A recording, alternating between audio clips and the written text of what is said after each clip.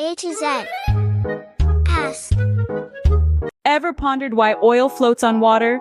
Well, today we dive into the fascinating world of science to unravel this mystery. Welcome to this exciting journey. First and foremost, gather a tall, clear container, water, vegetable oil, and food coloring.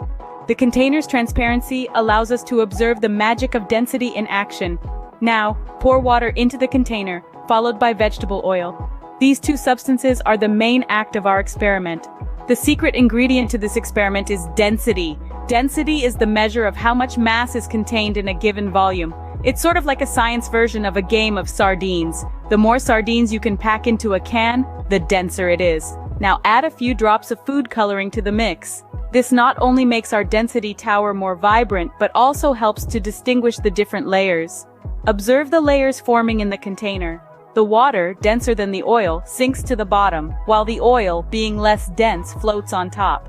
Why does this happen? It's because the molecules in water are packed more closely together than those in oil. For an added twist, try this experiment with other liquids like honey, syrup, or even salt water. It's fascinating to see how different densities create different layers. Remember, science isn't just about facts and figures.